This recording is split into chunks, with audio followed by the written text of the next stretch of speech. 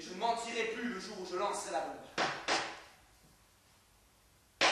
C'est Yannick. Ce n'est pas le même signal. Yannick, c'est un usage changé. Il a son signal personnel.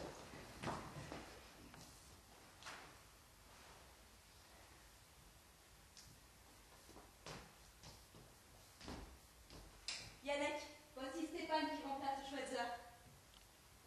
Sois le bienvenu, frère. Merci.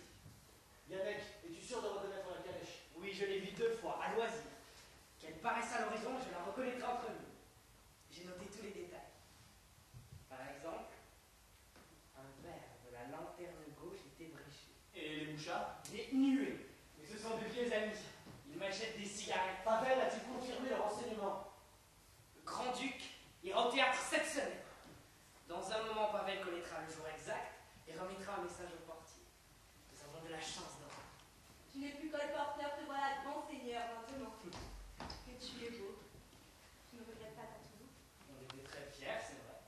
J'ai passé plus de 2 mois à observer les colporteurs. Et plus d'1 mois à m'exercer dans ma petite chambre. Mes collègues n'ont jamais eu de soupçon. Un fameux gaillard qui disait, ils montraient même les chevaux du Sar. Et puis je les ai m'imiter à leur tour. Naturellement, tu riais. Je ne pouvais pas m'en empêcher. Ce costume, cette nouvelle vie, tout m'amusait. Moi, je n'aime pas les déguisements. Et puis cette défroque luxueuse. Boria aurait pu me trouver autre chose. Une actrice. Mon cœur est simple. Et tu es jolie dans cet habit, Dora. Jolie. Je serais contente de l'être. Mais il ne faut pas y penser. Pourquoi? Les yeux sont toujours tristes. Il faut être fier. Il faut être gai. La beauté existe, la joie existe. Au lieu tranquille où mon cœur te souhaitait, Je respirais un éternel été. tu te souviens de ces vers, Dora. Que tu souris. Comme je suis heureux. Nous perdons notre temps. Boria, je suppose qu'il faut prévenir le portier. Oui. Dora, veux-tu descendre? N'oublie pas le pourboire. Alexis t'aidera ensuite à rassembler le matériel nécessaire dans la chambre. Je me retourne. Une pensée me tourmente. Ils ont fait de nous des assassins. Et je pense en même temps que je vais mourir. Et je souris, vois-tu. Mon cœur s'apaise. Et je m'endors comme un enfant. C'est bien ainsi, Yannick. Tuer et mourir. Mais à mon avis, il est un bonheur encore plus grand.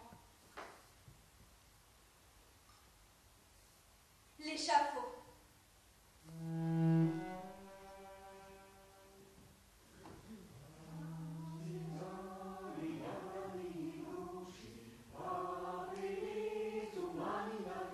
J'y avais pensé. Mourir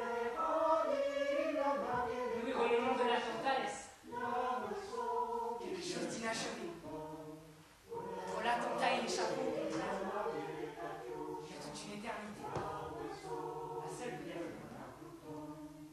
C'est la pensée qui doit payer. Que veux-tu Nous dire? payons plus que nous ne devons. Que veux-tu dire? Nous sommes obligés de tuer, n'est-ce pas? Nous sacrifions délibérément une vie et une seule. Oui.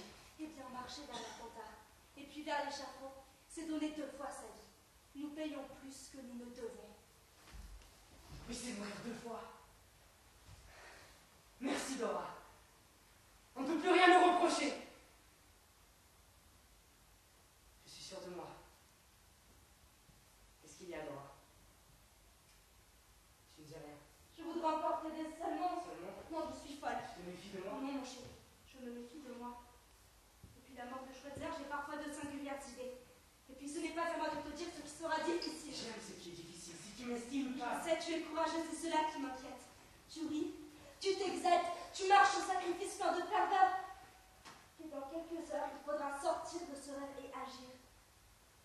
Peut-être vaut-il mieux en parler à l'avance pour éviter une surprise, une défaillance. Je n'aurai pas de défaillance. Dis ce que tu penses. L'attente à l'échafaud, mourir 2 fois, c'est le plus facile. Ton cœur y suffira. Mais le premier rang. Le premier rang, tu vas le voir. Qui? Le grand-duc. Une seconde à peine. Une seconde où tu le regarderas. Oui, Yannick, il faut que tu saches. Il faut que tu sois prévenu. Un homme est un homme. Le grand-duc a peut-être des yeux compatissants. Tu le verras se gratter l'oreille ou sourire joyeusement. Qui sait? Il portera peut-être une petite coupure de rasoir. Et s'il te regarde à ce moment-là, Ce n'est pas lui que je tue le despotisme. bien sûr, tu es le despotisme. Je préparerai la bombe. Et en scellant le tube, tu sais, le moment le plus difficile, quand les nerfs se tendent, j'aurai cependant un étrange bonheur dans le cœur. Car je ne connais pas le grand-duc. Et ce serait moins facile s'il était assis devant moi. Tu vas le voir de près. De très Je près. ne le verrai pas. Pourquoi fermeras-tu les yeux? Non, mais Dieu aidant, la haine me viendra au bon moment et m'aveuglera.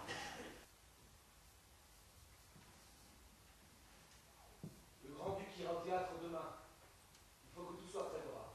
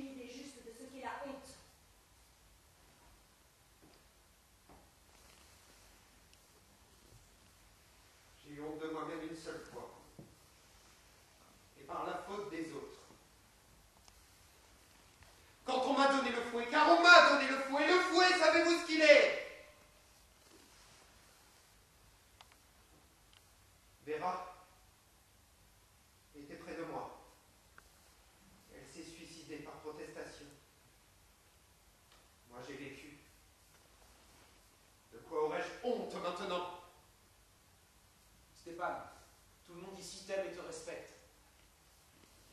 Et quelles que soient tes raisons, je ne puis te laisser dire que tout est permis. Des centaines des nôtres sont morts pour qu'on sache que tout n'est pas permis. Rien n'est défendu de ce qui peut servir notre cause. Est-il permis de rentrer dans la police et de jouer sur les deux tableaux, comme le proposait Evno? Le ferais-tu? Oui, s'il le fallait.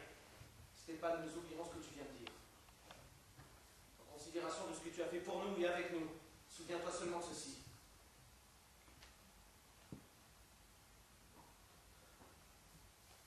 Il s'agit de savoir si tout à l'heure, nous lancerons des bombes contre ces enfants. Des enfants? Mais vous n'avez que ce mot-là à la bouche? Ne comprenez-vous donc rien? Parce que Yannick n'a pas tué ces deux-là. Des milliers d'autres enfants russes mourront de faim pendant des années encore.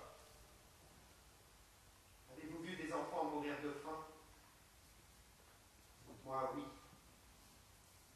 Et la mort par la bombe est un enchantement à côté de cette mort-là. Et Yannick ne les a pas vus. Il n'a vu que les deux chiens savants du grand-duc. N'êtes-vous donc pas des hommes? Vivez-vous dans le seul instant? Alors choisissez la charité et guérissez seulement le mal de chaque jour. Non la révolution qui veut guérir tous les maux, présents et à venir. Yannick accepte de tuer le grand-duc, puisque sa mort peut avancer le temps où les enfants russes ne mourront plus de faim. Cela déjà n'est pas facile. Mais la mort des neveux du grand-duc n'empêchera aucun enfant de mourir de faim.